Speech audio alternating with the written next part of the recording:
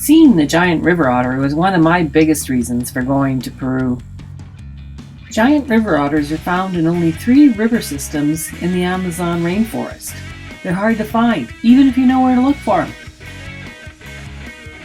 I started my quest with a flight to the frontier town of Puerto Maldonado. Cars are in short supply around here.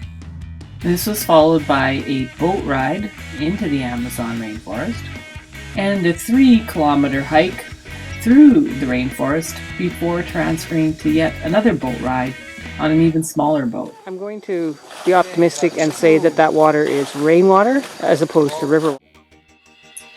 Giant otters like their solitude, so finding one takes work, especially if you're the poor guy paddling at the back of the boat.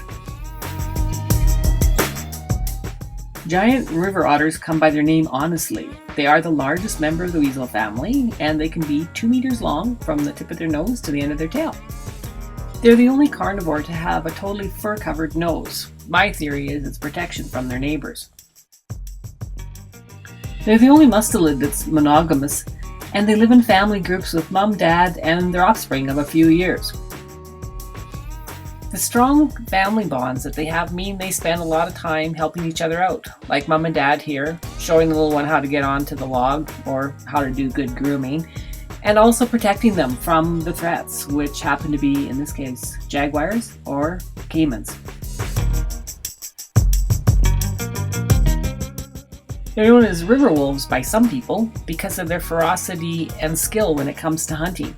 You have to remember their main diet is fish. They'll eat about 4 kilograms a day as an adult, but they're fishing in piranha-infested waters. So everything they're catching has very large teeth on it. River otters have a really unique way of reacting to threats. When they see something that they don't like, instead of going away from it, they go right at it. They make a large bark, and hopefully whatever they're threatening will depart. Because if they don't, then the otters do, sometimes permanently.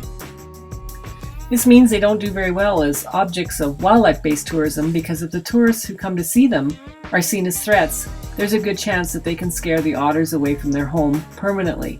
And there's not a lot of places left where otters can live. They are an endangered species. But this family of giant river otters at Sandoval Lake Lodge in Peru's Amazon rainforest seem to be wired a bit differently. Somehow they've gotten used to the tourists, and as long as they behave appropriately, they don't seem at all bothered by our presence. And so there's a really good chance if you visit this part of Peru, you'll have a chance to see the beautiful giant river otters. For me, seeing these creatures in the wild made all those bug bites worthwhile.